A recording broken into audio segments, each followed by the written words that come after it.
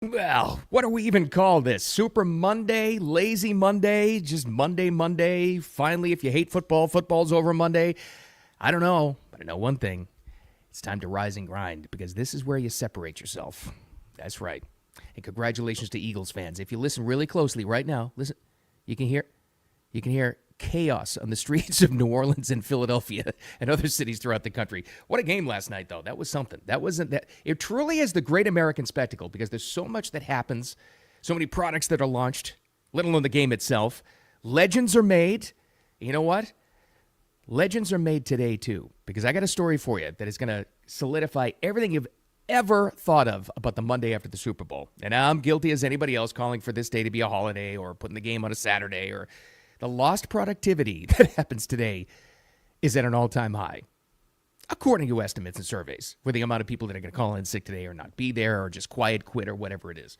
So, and if you own a business, if you're responsible for a payroll, you know exactly what I'm talking about. But we'll talk about that. And congratulations to Eagles fans. Quite a game last night. It was really something. We'll talk about the entertainment aspect of it too, the reaction so far, and I think leading up to this last week, we were exactly right. There it was, or I felt it anyway, a really distinct vibe shift in that game last night. As far as not the X's and O's, not what happened on the field, what happened to the reaction of the crowd and most people. And you could even see the different vibe in some of the advertising. And yeah, even that halftime show, which nobody seems to be happy about for sure. But there was something different about it.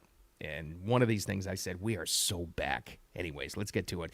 Hey, by the way, if you are up and rising and grinding early with me, thanks for finding Wicked Radio, and the audio podcast is going to be there for you wherever you choose to get those, whatever platform you like.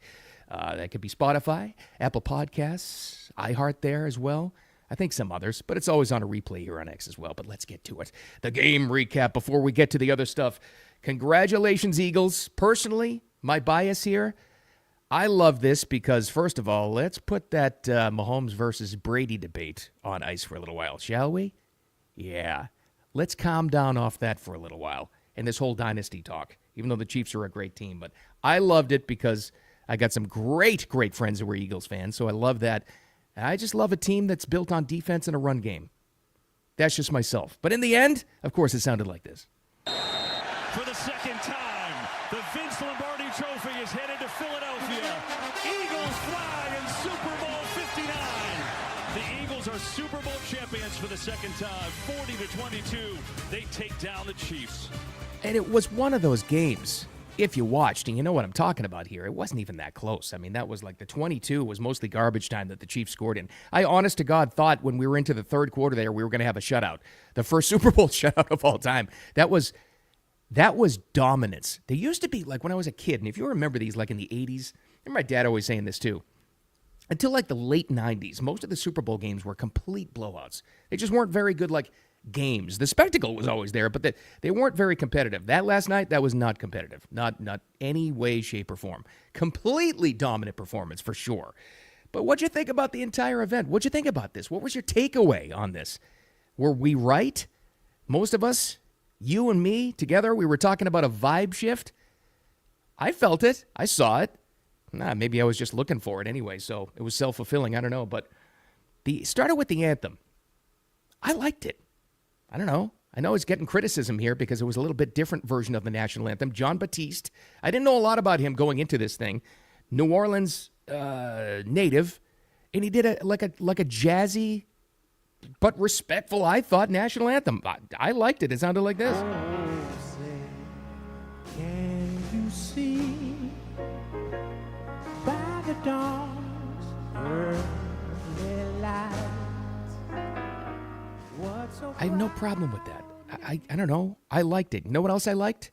And this is where the crowd comes into play. Most people that they panned in the crowd taking off their hats over their hearts. And at the end of that, a USA chant broke out in the crowd. I thought that was fantastic. I haven't heard that in a long time. I was sitting on the couch or standing behind the couch, and when the USA chant broke out after the anthem, I said to my wife and girls, "We are so back." And then they laughed at me, but that's okay. I'm used to that. But that's where we are. I don't know. I like the whole thing. So it was a great response. Not such a great response for this. Did you see this? And I know there are a lot of Swifties upset about this morning, but when they show this is later in the game. I'm jumping back and forth, but when they showed her on the Jumbotron in stadium and it was caught up on the TV cameras, not the best response from the crowd when they showed Taylor Swift. And she didn't really even know that she was on the camera at the time.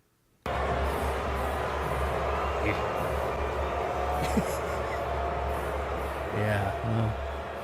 And I know, and I can speak to this personally because I have a proud member of the Swiftie Army downstairs sleeping right now, where she was kind of saying, "Oh, well, that's not nice. She didn't do anything wrong," and I get that, and I imagine that the Taylor Swift Army or her people, maybe even her, I don't know, they're probably thinking there's so much backlash against her now because she's been so in the forefront, and the NFL, for marketing purposes, has gone out of their way every single time to show her on camera and to put her on there. And it's true. It's been a lot of Taylor Swift all the time. It really has. So there's a little bit of backlash on that.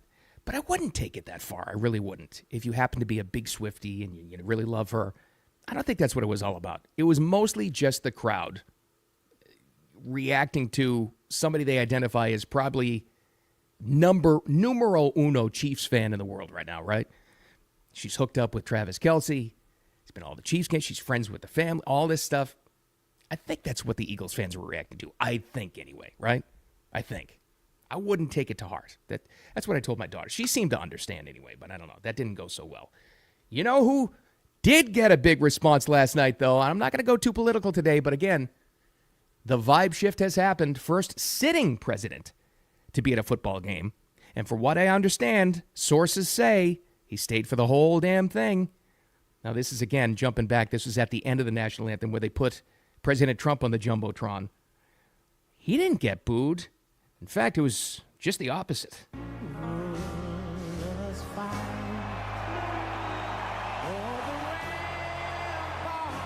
Big applause. Big applause for the president as he was standing there and looking at this. That was, again, at that point in time, I didn't say we're so back. That would have caused an uproar, but we're so back. I mean, the patriotism that was there. Nobody was kneeling. That goes back to the NFL thing again from a few years ago, right? That really cost them dearly. There was no kneeling. There was no protests, except for one little thing we're going to get to here. It was respectful. It was mostly patriotic. It was the American spectacle. Didn't seem to me, unless I missed someone, I was eating or having a beer or five, didn't seem to be all the commercials were as woke as they were in the past either. So that's another vibe shift, let alone the game. I think we're back in many different cases, except for one thing. I'm with you. I don't know what that halftime show was. I don't get it. I don't know a lot about Kendrick Lamar. I guess there's beef between him and Drake. So that was mentioned in the song. I don't know. But to the NFL's defense, let me just say this. This act was booked, 10 months ago. It might have been even 11 months ago. They announced this one really early. So before this so-called vibe shift we're all talking about happened, Kendrick Lamar was booked. And I'm with you. I didn't like it. But when it started off, they had Samuel L. Jackson, and he came out in the Uncle Sam hat, and I said, oh, maybe this is going to be like a super patriotic kind of thing. Well, not really. It wasn't really. But, well, anyway, it started off like this. And I kept on thinking it was going to get better. It's your Uncle Sam. And this is the great American game. Woke up looking for the broccoli. Hot key. Keep a horn on me that could my seat. IP ownership, the blueprint is by me. Mr. Get Off, I get off at my feet. It was at this point in time, you were probably the same. I'm sitting there watching it going, well, all right, that's his stuff. You know what I mean? They'll probably cut into it like other Super Bowl halftime acts have done, and then they'll bring out somebody else, and then they'll make it more kind of like a wider appeal kind of thing, and they'll bring out a cross-section of audience. No, that wasn't, no, that didn't happen. As an announcer would say, as it turns out, it did not get better. Widely panned, most people, at least online this morning, and then they'll soften this up a little bit, but most people are calling it the worst halftime show of all time. It's all subjective, I get that. But like I said multiple times, probably way too many times last week on the podcast, you can't like book a country artist. Or I guess I've given up on having a rock and roll halftime show anymore. I guess I don't know. They've just look at the Grammys. They're doing their best to kill rock. I don't know what the problem is. I don't know what it is. But if we can't have that, you can't go a different direction then and maybe like have a country artist, somebody huge that appeals to the masses, because that was a pretty niche audience. I get that Kendrick Lamar is a big artist. I understand that. I totally get it. And I totally understand the marketing behind this, where the NFL always wants to draw in a younger crowd. That's the whole thing behind Taylor Swift. That's why.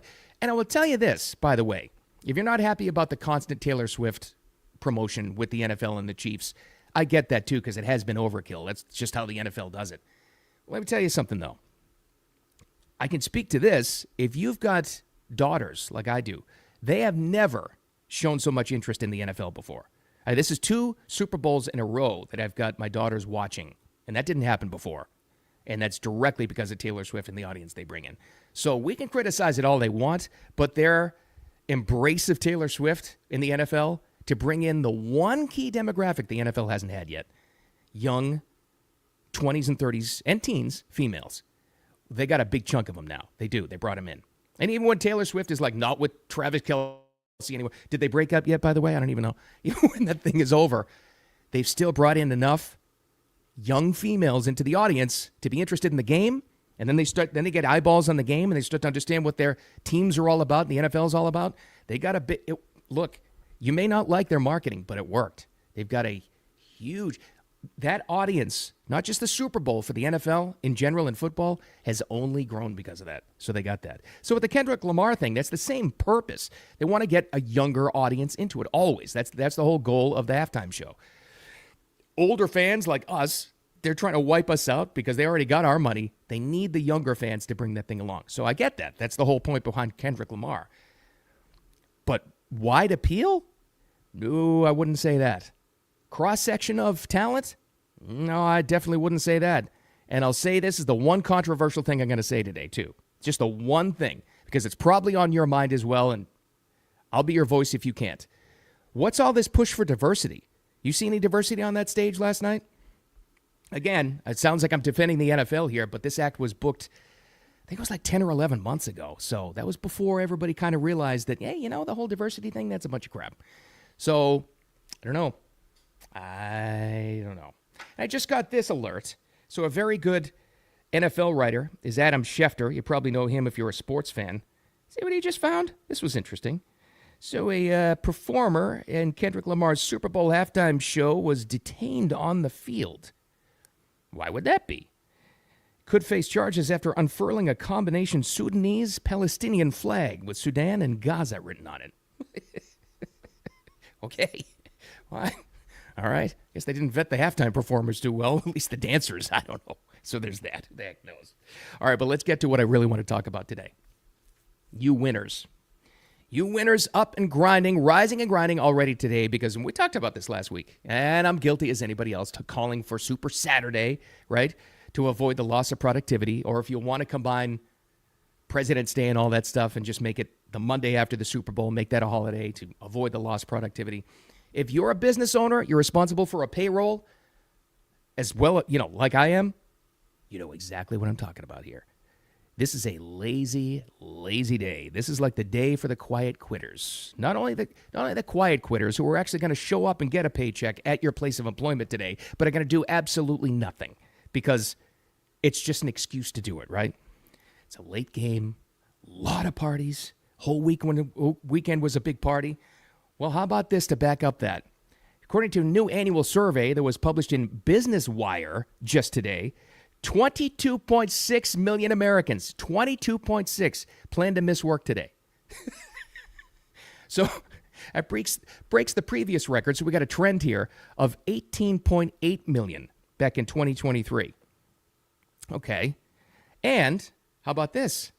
Most of them plan to stay home. On top of that, another 12.9 million employees say they plan to go into work late after the big game. Which is understandable. I get that. That's okay. But let me tell you this. Today is your day to rise and grind. If there's anything I've learned after decades of business experience, just being a parent, anything, or doing radio, waking up at 3 o'clock in the morning, no matter how crappy you feel, no matter how hungover you are, you still show up and get your job done. Those are the people who are the winners. And that's where you're going to eat the lunch of everybody else. And trust me on this. This is another thing that took me decades to learn. Most people you're going to be surrounded by in school, in life, certainly at work, sometimes even on sports teams. Most people have a loser mindset. They do. They absolutely do. Well, that's not very nice. No, it's not nice. And I don't care, because that's life. And that's exactly how it works. And once you realize that most people, not everybody, you're going to be surrounded by, have that loser mindset, they're like parasites. They love to bring you down with them. And I used to think that somewhere in the middle I could exist. Most of the masses, just loser mindset, just don't want to do anything, just want to barely get by. The quiet quitters, those are them. And then you got the small percentage of the super performers, right, who are like go-getters all the time. I used to think it was like I could just meander in the middle and get along with the loser people because they're more fun, but still hang out with and succeed with the super winners. Nope, there is no in between. You got to choose. You can hang out with them who will bring you down, or rise and grind like those folks. That's exactly the way it works. There's no in between. There's not. And that was a hard lesson for me to learn, but that's exactly what it is. So today's your day. When you have so many people missing work, this is your day to kick their asses, because you're going to get the sales call, you're going to sell the package, you're going to get the opportunity, and you're going to be there. You know why? Because the best ability is availability. That's exactly what it is. You know what you're going to face? Oh, you're going to face it already, and this will be in the comments. I guarantee you. Oh, okay, try hard. Yeah. Oh, okay, bootlicker. Yeah. Well, okay, loser, because that's what the winners do. And you will eat their lunch if you have that mindset. Don't take any excuse to miss anything just because it's the day after, no matter how crappy you feel. And that's how you win. Absolutely, completely true. So even though this is a day when most people aren't going to be there, they're going to half-ass it, this is the day when you're going to kick ass. That's how you do it. And I'll tell you something else that I learned. You start to do this, it becomes a habit, and you start to look for these opportunities. Don't let anybody say that you're mean or you're, just taking advantage of people. No, you're taking advantage of the opportunity that somebody else left on the table. That's what you do, and that's how you look at this. Only two ways to look at it, and that's how you do it. So rise and grind, my friends. Today's your day to do it. Kick ass today when everybody else is taking a lazy day or quiet quitting. This is when you win. All right. With all that said, man, got myself all pumped up. Thanks for finding Wicked Radio. I appreciate you as always. Thanks for finding the audio podcast, by the way, and the 5-star ratings on that. It's very nice of you. You don't have to give it 5. You can give it 4. I don't care, but you're very nice, and I appreciate that. And the downloads and sharing that along. And also, this is a replay on X and YouTube and on Facebook. It's called Wicked Wisdom with Bill Adams because they wouldn't let me call it radio. Whatever. Come on, Zuckerberg. Straighten your shit out. All right, here we go. Takeaway number 1. It's the most important thing, I'm telling you. When people are parasites around you, take advantage of them. Don't get taken down. This is your opportunity. And like always, don't take any crap from anybody. With that said, all right, we're all back at it, rising, grinding tomorrow morning as well. Have a wicked awesome Monday. We'll talk to you tomorrow.